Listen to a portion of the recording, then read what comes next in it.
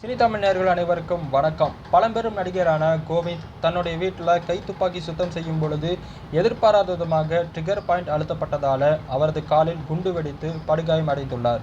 பழம்பெரும் நடிகரான கோவிந்த் 170க்கும் மேற்பட்ட திரைப்படங்கள் நடித்துள்ளார்.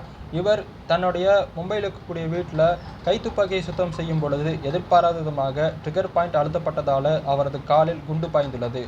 உடனே அக்கம் பக்கத்தினர் அவரை மீட்டு மருத்துவமனையில் சேர்த்துள்ளனர். மருத்துவர்கள் அவருக்கு தீவிர சிகிச்சை அளித்து அவரது காலில் உள்ள குண்டை அகற்றியுள்ளனர்.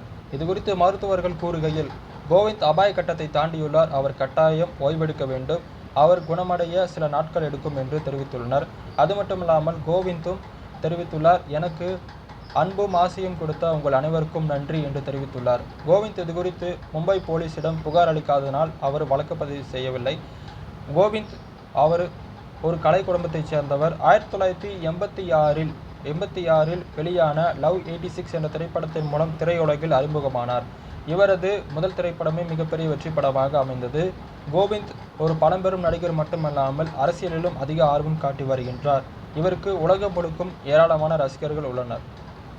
இந்த நிகழ்ச்சி பிடிச்சிருந்துச்சுன்னா உங்கள் ஃப்ரெண்ட்ஸ் அண்ட் ஃபேமிலிக்கு ஷேர் பண்ணுங்கள். நாளைக்கு இதே மாதிரி ஒரு சூப்பரான கண்டென்ட்டோட உங்களை சந்திக்குமாறு உங்களிடமிருந்து விடைபெறுவது நான் உங்கள் துரைசாமி. And this bye.